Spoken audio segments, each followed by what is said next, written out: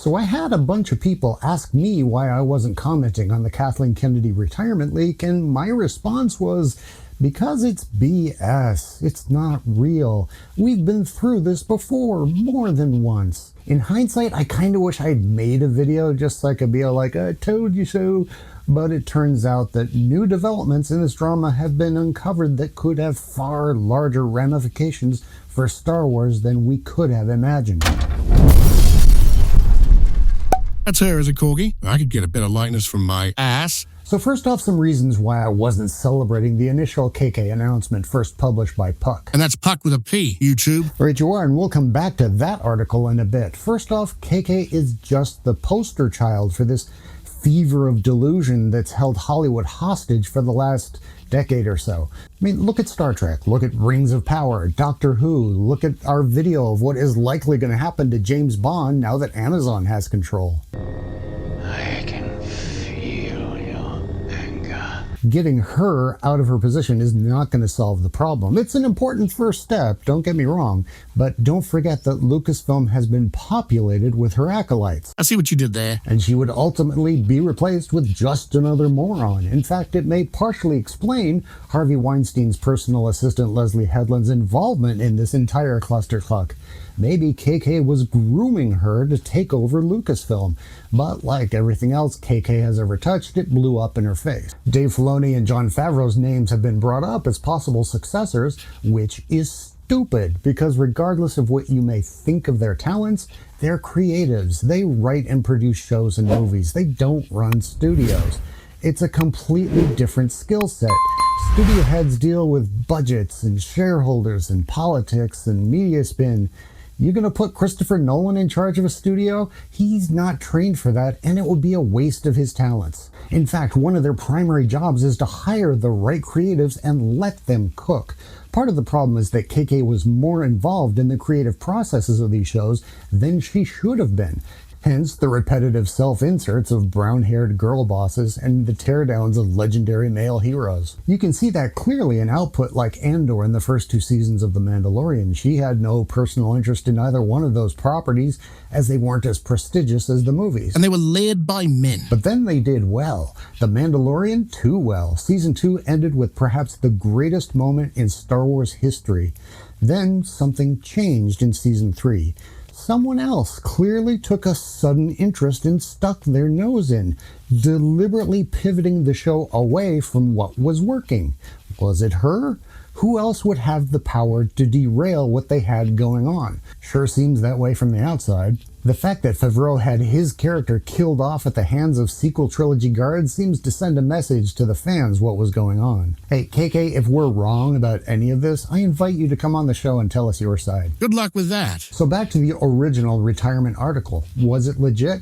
I kind of think it was, mainly due to KK's response in the new article from Deadline. Kathleen Kennedy speaks on her Lucasfilm plans. She's not soon retiring in the films that will keep her in Star Wars orbit for years to come. Mike Fleming Jr. is the author, and his first sentence is to call out the author of the Puck article. I'd thought I'd seen it all in trade journalism, but the piranha-like frenzy on Kathleen Kennedy and the successor speculation that followed, Matt Belloni's Puck report that Disney was putting her out to pasture, is a new one on me. But then in the very next sentence, he basically claims Belloni did essentially the same thing a year ago.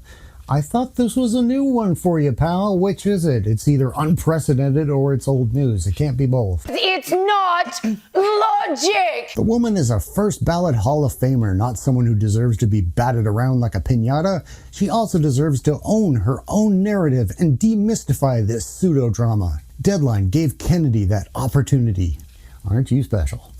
There's the key phrase. You caught that. Yes, she may have been talking retirement as the Puck article stated, but since that hit, she lost control of the narrative, something she absolutely can't stand. And the sheer volume of jubilation and joy that followed probably knocked her on her ass. Anger, aggression, the dark side, are they? Right, so not only is she petulantly going out of her way to prove this guy wrong out of sheer spite, she wants to lash out at the whole world who are celebrating her retirement.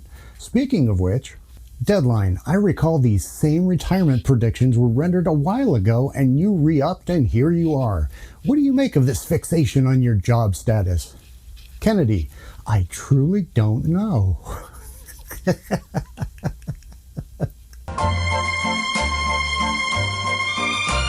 She really doesn't understand why everyone cares. Denial or delusion. Hey, in my book, this is an upgrade. Normally, this would be her cue to slam the toxic fans and blame them. She says, the truth is, and I want to say loud and clear, I am not retiring. I will never retire from movies. I will die making movies. That is the first thing that's important to say. I am not retiring. Deadline. 2 final questions. Will you step out as Lucasfilm boss this year? Kennedy. We really don't know at this stage. There's so much going on, Mike. I don't know. Deadline. When it happens, who will make the decision? Kennedy. Me. It's my decision. This is 100% my decision. So she says she's not retiring, but then contradicts herself. Basically. So there's 2 important points I want to highlight. The first being that this entire puff piece seems to reinforce a rumor I heard years ago, and all this drama and pain seem like a perfect fit to this rumor.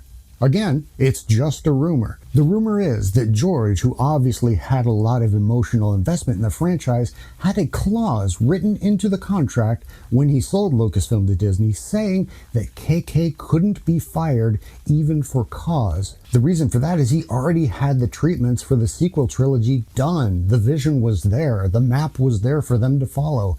He may have even had the first draft of the first script done as well. But he chose her to succeed him because she promised to carry out his vision. She promised to continue his legacy.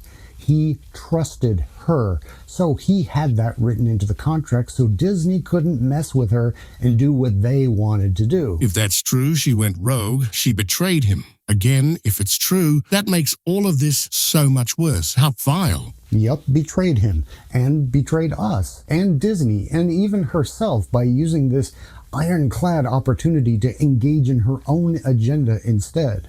Allegedly.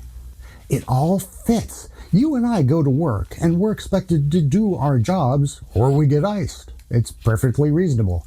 How do you drive all of the IPs under your care into the ground, losing what? Nearly, we're at $2 billion at this point?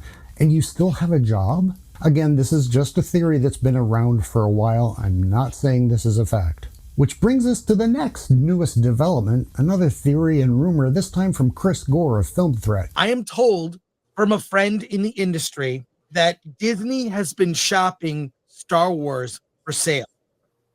I am telling you, this is unconfirmed. They've been shopping it for 7 months and they can't find a buyer. Yeah. Well, that's just I want to get to what the specifics are, so I need other people in the industry to fill me in.